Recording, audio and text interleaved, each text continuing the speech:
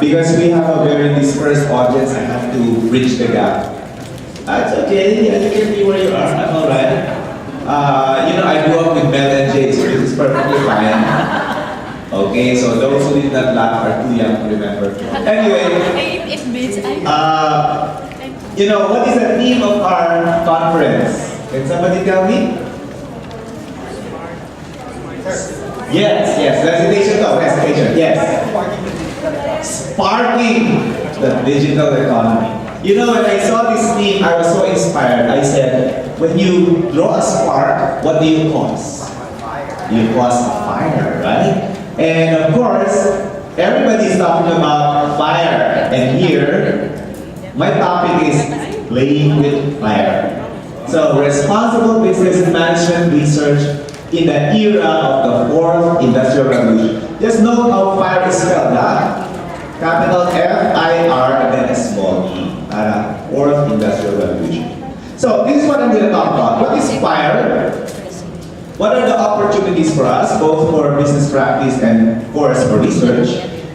What are the challenges? As you know, fire is double-edged, right? It can, give us so much benefit, but it's also known to cause so much havoc. And then, in particular, I want to look at the challenges of analytics and big data. Because, of course, as researchers and as managers, we use data a lot. Or at least we should be using them a lot. I know some researchers and institutions, if they cannot produce the data for the survey forms, they fill it up themselves.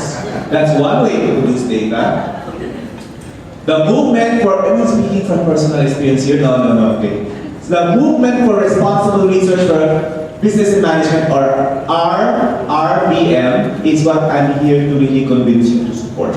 Because I'm convinced that RVM can help us maximize the benefits of fire and minimize its possible harms. And then I would like us to have a call for action towards the research agenda. Does that make sense? So hopefully I can cover that in the 1.5 hours I was given. I did 30 minutes na pala. But those who know me should know that you have to do this, huh? Okay, I will try to find on it. Okay, you know about Prometheus. The Greek tale says Prometheus, he's a naughty guy, Prometheus, because only the gods had fire. Remember your mythology? Now he said, this is Prometheus right here. He said, human beings deserve fire. Because they're always pleasing at night, so I'm going to steal the fire from the gods and give it to humans. And he did it. Right? And if you follow the story, you know what happened to Prometheus. The gods found out that he stole the fire, gave it to the humans, and he was sentenced to be forever punished. So he was strapped to this rack here, and then an eagle will come every day and peck at his liver, eat his liver, like Hannibal, and then the eagle will leave, and then his liver will grow back, and then the next day the eagle comes back. So that's his life. So we have to thank Prometheus because of his, candidness. We have fire, but he's suffering to this day. Now I'm drawing this analogy because this guy, Klaus Schwab, he is the founder of the Davos Forum. The World Economic Forum occurs every year. It's where all of the movers and shakers of the world come together to meet. It's the most prestigious economic forum in the world. And he was the one who wrote the book, The Fourth Industrial Revolution. And he says it will affect the very essence of our human experience.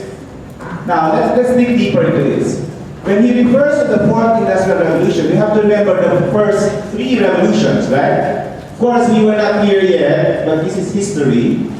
The first Industrial Revolution was in the 18th century, when steam-based machines were born. Suddenly, you don't need people pulling at things anymore. You can light a fire, it heats water, the pressure from the water will push the piston, and then you have machines. That's why you would have steamboats, you could have trains.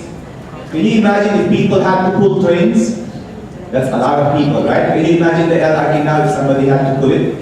So thank God we had the first industrial revolution. And then we had the second industrial revolution. Here we started to use electricity, mass production. And of course, all of us are familiar with the third industrial revolution. In 1993 here, for example, we launched the internet. All students had web, and the rest is history. Now we are entering the fourth industrial revolution. What are the elements of the fourth industrial revolution?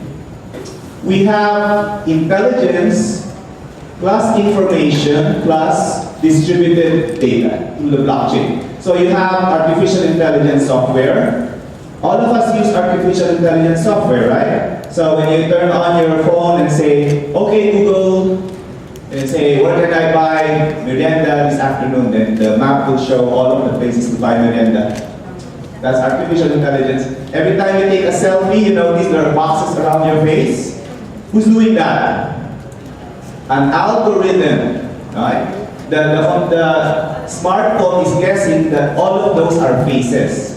And it will make sure all the faces are in focus. Now in the old days, we had to worry about focus, right? Now I'm waiting for the special version of this AI so that when I take a selfie, I suddenly have hair. Now this will come. I'll have to wait a little bit, but I'm sure it will come. And then of course, big data. Big data essentially means not millions of data, not billions of data, but we're talking about quadrillions of data. And this is quadrillions of data every day. Where are we generating all of this data? Why so much data? Because we're always online. Every person who is online, who is scrolling, who is clicking, who is looking, who is switching a browser, all of that is being recorded by someone. And all of that data is being analyzed. Or if you use your ATM, notice there's a video cam in your ATM. Even your expressions as you use your ATM are being recorded and analyzed. Whether they're happy with your service. So if you're not happy, you say it.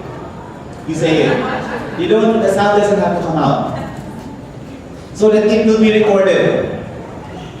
By the way, in China, the classrooms have video cams. They're recording the expressions of all the students. Of course, this is China. They will now evaluate the teacher on whether the students are not yawning. Now, this is a surveillance culture like anything. For example, right now, I'm really so pressured because I'm avoiding any yawns. Because we're nearing lunch, right? Now, if this was China, for every yawn, I would be chastised later by my boss. You know, we counted 3 yawns. How did you know? This is a video and this is the artificial intelligence. You should do better. Now, I'm giving that as a funny example, but remember, there is a dark side to surveillance, right? You remember Big Brother and so on. And then, of course, we have the Internet of Things. Now, I'll talk about this a little bit more, but just imagine everything here connected to the internet. That gives you the idea. And then the cloud, of course, we used to buy a lot of memory, sticks, and so on. Now you can put all of it in the cloud, and it's there for you to use. Okay, let's talk about the Internet of Things, or IoT. It says here, it is estimated that by 2020, read with me, 30 billion devices from a jetliner to a sewing needle will be wirelessly connected to the internet.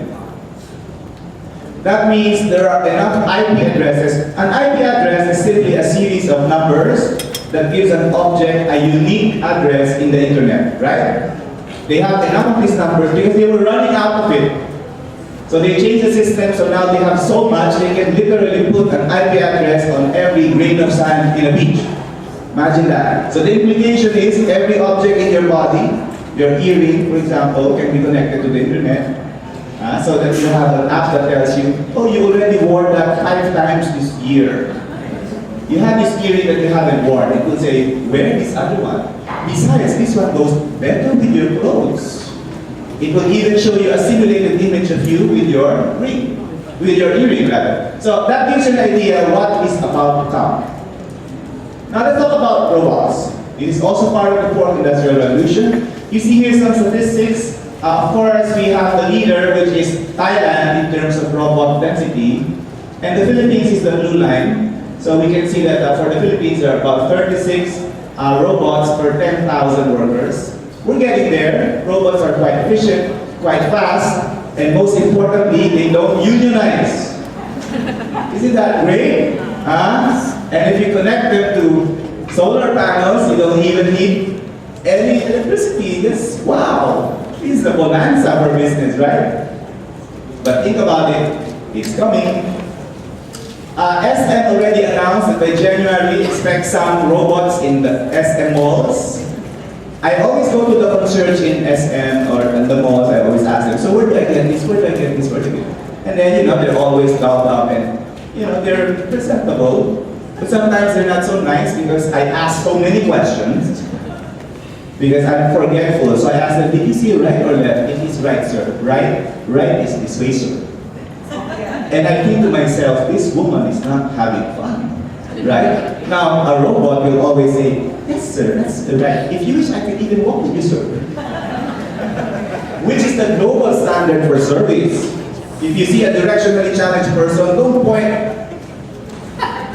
Accompany the person, right? And this one will not complain. This one will accompany me for sure. So, January, I'll see all of you. I will test these robots until they quit on me. Because I do it with humans, why can't I do it with... Okay. We can test this and see if it's better than humans, right? Now in time, of course, the robots will record me and remember me, you're the one. And then I'll be swarmed by robots to say, this way sir, this way sir. Okay, now which jobs will be affected? Loan officers, most affected, 98%.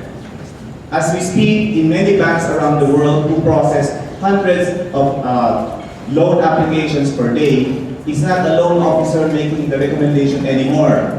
It's artificial intelligence. It looks at your CV, it taps the database for your entire credit history, it even looks at whether you go to casinos. All of these databases are talking to each other. And this is already happening. So if a single mother who really needs money is not given a loan by a bank, the chance is very high that it was not a manager who decided it. It was a computer. Now again, I'm mentioning this because you have to ask yourself, why would an algorithm not give a loan to a single mother who needs the money? Well, the algorithm was trained using historical data. And in the past, there were some single mothers who wouldn't pay. So what is happening is the algorithm now makes that decision point a permanent feature. Moving forward, the bias of past will be permanently the bias of the future. So if you think computers are objective, it's not true. An algorithm is simply someone's opinion embedded in math. It's mathematical opinion, it's still opinion. Okay, so let's look at big data because this is something I really want us to talk about. These are the V's of data. Lots of volume of data, as we said, coming from everything we're doing and more to come. Very high speed data. As we speak, if this is streaming, that's data being streamed everywhere. Are we streaming, by the way, Dr. Paradas? Well, I can do this again later so we can stream it. Variety of data, different types of data, all coming in. And then, of course, the issue is the veracity of the data, the uncertainty of the data. The question I'm posing to you as researchers and as managers is more better? Is faster better? What do you think? Well, I'm glad I'm hearing some no's, because my thesis to you is no. A big, big no. And I'll tell you why. This is one of my favorite phones in history. Who knows the 3210? Mabuhay ang Nokia! Now, we know we're being nostalgic because Nokia is a distant memory in somebody's... But the 3210 was so successful, it sold 170 million units. Now, give me an iPhone model that has sold more than 100 million units. Not even. A successful iPhone maybe sells, what, 70 million? This model alone, because it had all the nice features, you can change the color depending on the day. It had predictive texting to finish your sentence for you. And the most important thing, it had snake. For those boring times, waiting in a bank, how many snakes can you... Oh my gosh, our young centennials, we have to share with them what snake is. Anyway, what is the story? Now, this is the story, because in China, This is the market for smartphones in China. This is around 2008, 2009. Okay, now Symbian is the operating system for Nokia. So this was Nokia, top of the world, right? In the Philippines, 70% of market share. When the CEO of Nokia would come, he would salivate just looking at Filipinos because we love our Nokias. And this was Android here and iPhone. Now this lady, her name is Trisha Wang. She says, well, it's so difficult if you're just looking at statistics because we call those statistics big data. They're coming from a lot of data, but she's an anthropologist. She's an expert in big data. What is big data? She wanted to know what was really happening in the lives of the average Chinese. She's American, by the way. So how do you know the average lives of young people? Not in classrooms, definitely. You have to go to Happy Thursday. Spend time with them, so she would hang out with the youth. She learned to play video games, Chinese video games, and she would fall asleep often. And then she would even take a job in the street. She was working as a street vendor. And what did she discover? In 2008, she made a startling discovery. Even the poorest Chinese were saving their funds so that they can spend almost their whole salary to buy what? A smartphone. Now, this is completely counterintuitive. Because in Nokia's strategy, the best smartphones was priced very high. They always thought smartphones were just for the high-end user, the educated user. And Trisha Wang presented the data to them. No, something is about to happen. And what did Nokia say? Well, sorry Trisha, we love your 100 customers, but we got millions of data points. How do you argue with a million data points when you have only 100, which you heard from selling them dim sum in the street, watching them in the internet cafe? In other words, it's what we call big data. Now, sadly, for my favorite company, because they believe that a million is better than 10, this is what happened. After 2009, what is this gray line? This is Android. And Android, as you know, is a free operating system which enabled any company at all to create a cheap smartphone. And what happened to Nokia? Well, what happened to Nokia? So I hope this is a lesson for us because everybody thinks big data will give us wisdom. Now, in fact, one company that is so aggressive is one of my favorite companies, Microsoft, which I'm using right now. If you use Microsoft Power BI, BI is not bad influence, it stands for Business Intelligence. There's a button that says Quick Insight. This is like the equivalent of Facebook Friends. If you think your Facebook friends are really your friends, I think you already have an idea that the quick insights here are not really insights. But when you click it, what happens? It says, searching for insights. Insights are ready. You may now view your insights. Boom, and it's there. Automatic. And this is live data. This is connected to huge databases. So, let's tell you another story. You know this company, right? Enron Corporation, one of the most successful companies before the start of the century. But for some reason after that, the stock fell. So all the data about Enron said it was a fantastic company. Now for those who know the story, you know what was happening, right? This guy, and he's one of my favorite contacts for ethics, we invited him here. That was 2014, was it? And he said why the data looked so good. He was here and he's holding these two prized possessions. What are his prized possessions? His trophy for best CFO and his ID in prison. He confessed, and he's here in handcuffs. He said he intentionally created a false appearance of what Enron was. It made Enron look healthy when it really wasn't. Now this is his insight, especially for our friends in the accounting profession here, because you're the most important. You're the vanguard of the integrity of the accounting statements. But in the hands of a CFO who is very motivated, he said, accounting rules and regulations and securities laws are vague. They're complex. What I did at Enron was to view the complexity as an opportunity. The only question was, do the rules allow it? Or do the rules allow an interpretation that will allow it? That sounds familiar, right? If you give incentives for staff for perfect attendance, they will go for the perfect attendance. How will they do it? When they're late, they will phone in sick. Because when you phone in sick, you're not really absent. You have sick leave, right? And you still get your perfect attendance. Now, do we blame the secretary? Partly, but I think we also have to ask the manager who created that system, did you know that if you set a quantitative target, it will encourage?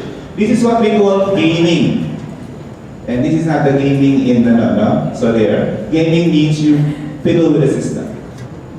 And then this is another one of his confessions. I destroyed my life. All I can do is ask forgiveness and be the person I can be. And I think it's really working on this. Now, what does this picture tell you? Anyway, let's see if you have a statistical sense. Maybe let's ask our young people here. What does the picture tell you? Before I ask my doctoral friend here. Let's ask a student. What does the picture tell you? Hello there. Oh, I know you. You're ready. I think you're doctorate. Sir, can you see the picture there? What does it tell you? You need your glasses? Sige, sige yan. What are the regulation? Now, I'll come back to you. Can you see? What is it? Okay, and what conclusion can you make from the picture? What conclusion can you make from the picture?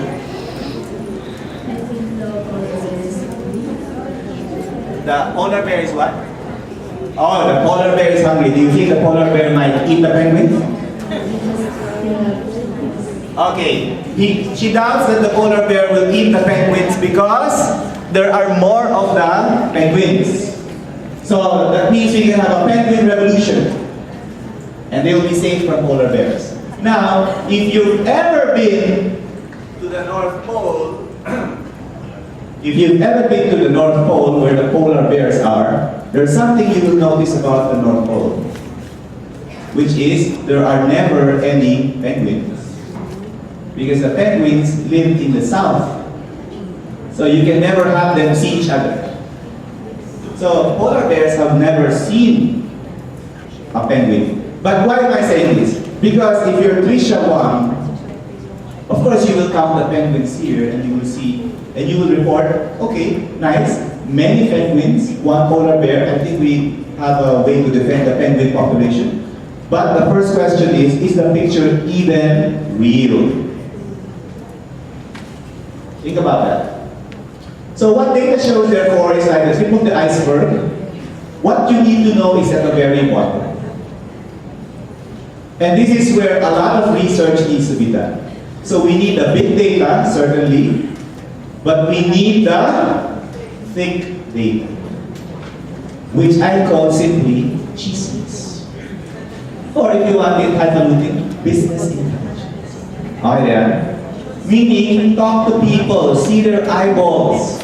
Especially our young students, our beloved students. Look at your seatmate. Everybody, see, they're glued to their smartphones. Wait. Look at your seatmate. Look at their eyeballs. Good. Wink at them, wink at them. Now, you know you're talking to a person if you can tell me what is the color of the eyes. Is it brown? Do you see any hazels there? Very important. Now, make this an exercise. Every day, you look at your friends in the eye and check what their color is. This is the best, this is the basic big data you need. Because if they have these nice contacts and you don't notice it, you will lose a friend. Believe me. Believe me. Okay. Now, do you think that seeing is believing? Is seeing believing? What do you think? Oh, time's out. Okay, let's see if you are very good observers. Everybody follow the instructions. Dr. Mura, let's give me my temporary mic stand. Thank you. That's what the friend is for. Please hold the mic. Okay. Everybody, put out your hands like this. Okay, so those who have done this, just Let's practice. So everybody, clasp. Okay, clasp your hand. Are you clasping? Okay, bring out your pointing finger like this. Everybody, then clap with your pointing finger. Louder, come on. Louder. Real, you're not clapping. Okay, now, let go.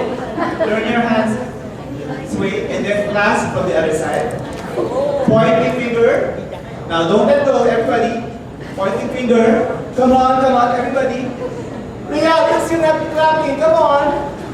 Okay, everybody, without letting go, everybody. Follow what I'm gonna do. Are you ready? Yes. Turn it right side up. Oh, what's happening? Come on. Oh, somebody let go already. What's happening? What's happening? I thought you were good observers. I thought you were seeing with your eyes. I thought that seeing was believing.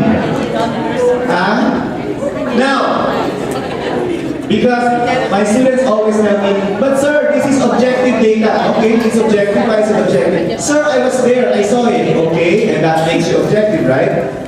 Well, I'll tell you what I did. Do you want to know? Yes. But I'll have to kill you after. But it's okay, this is what I did. Because Real is my accomplice. No, he's not my accomplice actually. He's an independent thinker. So remember this?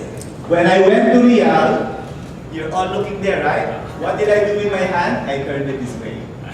So when I came back, you thought we have the same position, right? Do we have the same position? No. Because I needed only 1 microsecond to misdirect you. A lot of data is misdirection. Misdirection. A financial statement is misdirection. A lady's miniskirt is misdirection. Why is that misdirection? The lady is encouraging me to look at a part of her that is not really so important to me. Because it's the woman's character that's the most important, right? Come on, give it a round of applause. Now, the problem is, it's very difficult to make money out of a woman's character. But we can make money out of her selling her miniskirt. So, now Andrew Vaso has tried to, discipline himself. He has a new company, Kim Corp. What is this? I wonder if Sachi can load our video. Sachi, is it possible? We have a video. Kaya ba, Sachi? Kung hindi naman makaya. You know, when you use technology, you always have to be very prayerful. Please work, please work. Kung wala, Sachi, doubtful ba? Okay, so can you switch the video now? So, joke muna. Well, there is this company from the Netherlands who was wondering why this is the level of engagement in Enron. There were a lot of, okay, huwag na lang, Sach, huwag na lang, problematic, no? Huwag na lang. So, see this drop? There was a loss of morale. Oops. Suddenly there's a drop of morale in Enron. Now remember, during this time, the stock prices kept going up. So this blue line is the state of morale, or what we call the state of engagement. What was that drop? So the software company interviewed, this is like big data. They asked Pasto, what's going on? Well, that was the day that we approved the LJM deal. The LJM deal was one of the most notorious financial decisions Enron ever made. It was the equivalent of my misdirection. Or the miniskirt for the lady, right? That's the equivalent. So, but how do they get this data? How do they get the data? They have software that gets all of the emails of everyone, strips it of any name or identifier, then gives it a score of whether people are engaged or not, whether they're feeling good or not. And then they make it into a graph. So this company is called Kim Corp. You can check it out. The goal here is for the management to feel the pulse of their people. Because oftentimes, top management makes terrible decisions because they don't know how their people feel. Now, what's important here for all of us data privacy savvy, the software strips all identifiers. The data is not traceable to anyone. They just use artificial intelligence to analyze the words. Like the number of times they say, OMG, or what the F? Yung mga ganon. They count that and then give the data. Okay, so the lessons for fireproofing management is this. Do not obsess over rules and numbers. It will make you foolish and heartless.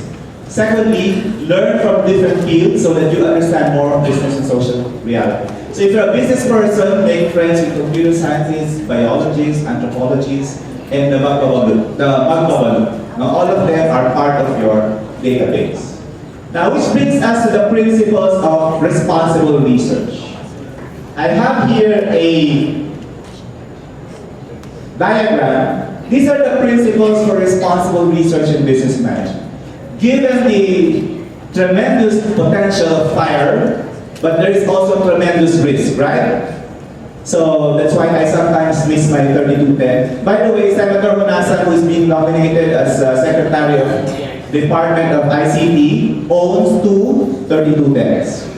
In my mind, that makes him eminently qualified. Eminently qualified. He gets my vote. Biro mo, even Marisa here will be qualified. Present your 3210, you're qualified. Service to society. So when we do research, no matter how sexy the data, let's ask ourselves, how will this help people? Secondly, make sure that the research is contributing both theoretical and fundamental knowledge. That's principle 2. Make sure that you're doing research that focuses on many themes, especially interdisciplinary collaboration. Now remember, the only reason Nokia got blindsided was they did not listen to ordinary observations. They did not listen to the cheese piece from the dim sum vendor. So there's no harm with big data as long as you balance it with big data. Research and implement sound methods, of course, you understand that. And this is also very important. You have to involve the stakeholders without compromising your own independence. And you have to make sure you check the impact on stakeholders, especially research that contributes to a better business and a better world. And you have to broadly disseminate the research. So this is my thesis. I believe that if we, as business leaders and business researchers and teachers and business students, embrace fire, but manage the fire through research, we can bring out the best in the next generation and avoid the problems of the past. So, my proposed research agenda, oh by the way, these are just examples of our RRPM supporters from all over the world. These are schools. Okay, this is what Schwab has said. There has never been a time of greater promise or greater peril. But he also says, in all moments of major technological change, people, companies, and institutions feel the depth of the change, but they're often overwhelmed by it, out of sheer ignorance of its effects. Now, this is a beautiful opportunity for all of us researchers.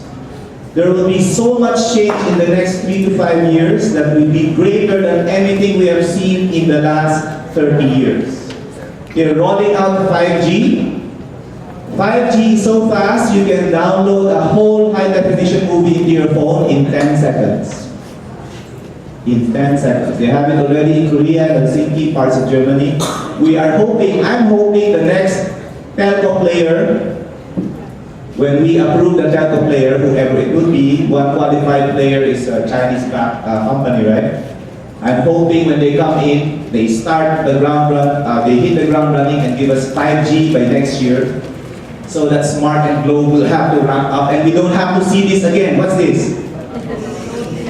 I'm hypnotizing you. In fact, for the centennials, they think this is a symbol of the internet. They don't know it's buffering. Because that's the thing they see, right? Is that here? Well, let's see. So call to action, support the RRBN, go to this website, rrbn.network. It's free, you just click, you read the proposition paper, you sign up, you will become an international supporter of this movement. Your name will appear along with dozens of other leading scholars around the world. Of course, if you need assistance, I'm not a robot, I will accompany you. Just email me, copies on me. Prioritize research that enable business practice to be a positive agent for human and social development. All those robots will replace humans, there's no doubt about it. The question is, what can we do so that the time free can actually make even better jobs for human beings? That's a research question. And then look at how fire benefits can be optimized and its potential harms mitigated. Finally, always promote a critical and ethical view towards anything that looks like data. So just remember, when you're looking away, ask yourself what's happening where you are not looking. Thank you very much.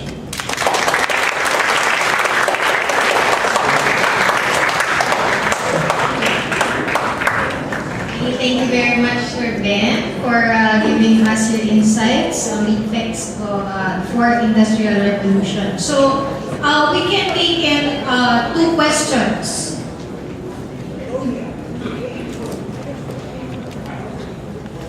For daw sa akin ni Dr. Cabarranas. Let's hear from the young people. I only want to hear from young people, okay? Or those who feel young. That's what John wants to say.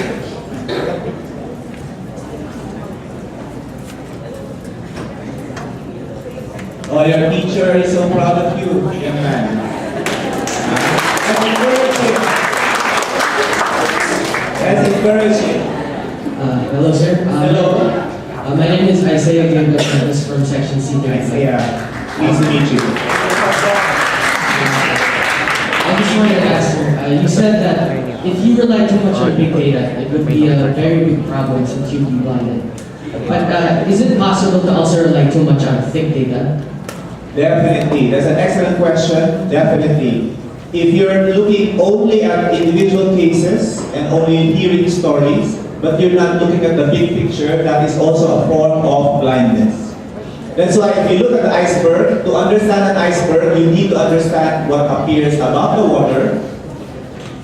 But you cannot claim to be an expert on icebergs if all that you have studied are the tips of icebergs, right? You should be called a tip of iceberg expert. But you have to study what lies below so that you see the big picture. So do you have a girlfriend, Isaiah? No, sir. Okay, but if you ever see a nice looking young lady in a party, get to know her character. Okay, sir. But also praise her for her, and this is very important, praise her for her shoes, which is what we see, right? But then talk about what are her likes, what are her dreams in life. Very important. No, this is true. Thank you for that question. That's like I said. My friend on stage. Okay, ladies and gentlemen, just flying in from Barcelona. Let us all welcome. Bienvenido. Bienvenido, mi amiga. Hi, sir. Hi, sir Ben. Hi, everyone. My name is Nula Villar, faculty of DLSU on leave and the Salle University. First of all, I'm feeling young now, so not that. Certified. Thank you for your presentation. I really enjoyed it also because I like that you were able to point out that it's extremely important not to side on just thick data, neither on the thick nor the big data, but actually really combine the two. Yes. And I'm a big fan. I'm up for it. Sign me on it. I wanted to ask though, what are your big questions as far as this is concerned? Like, what are the big research questions that you think we as academics must be looking after? Okay, that's good. We do have an hour. So, well, the problem is this. Technology will give so much power to those who already have so much power, right? So for example, we thought social media was so empowering because we have Facebook and so on, we can reach everyone for free. But we forgot that as far as Facebook was concerned, we were the product. Because remember, it was free, so you're the product. Facebook charges companies because of you. You didn't know you were being used, literally. But you signed on to it, and now we have seen all the scandals that politicians have used Facebook to manipulate elections and so on and so forth. So the big question for me is this: how can we return the original idea that all of this technology are simply tools for human beings? Human beings must be supreme. So every time you use AI, it must tell you what it's doing so that you can tell it, no, don't do that. Right now, a lot of the AI will not even ask you. Right? But now, because of data privacy, you're now forcing companies to answer things. But you know, they will always invent ways of doing things without your knowing. So the key is, how do we now, if there is fire, meaning fourth industrial revolution, how do we now reconfigure management itself, the practice of management, to be fire ready, so that we have organizations that are fit for human beings. And fit for human beings means you are not being exploited, you have a voice, you can make decisions, and you're a partner of the business. So for me, this is the biggest question. You can be lulled into thinking that technology enables you, it can actually enslave you. I remember when BlackBerry came out, a lot of companies gave free BlackBerries to all their executives, right? And they accepted it because it's free. But what came with accepting the free BlackBerry? You were on call 24/7. Your boss can contact you anytime. Is that something we want? Those are the big questions as far as I'm concerned. Because the BlackBerry problem is very small compared to what is about to come. All of your movements will be monitored. You better prepare for it. Thank you.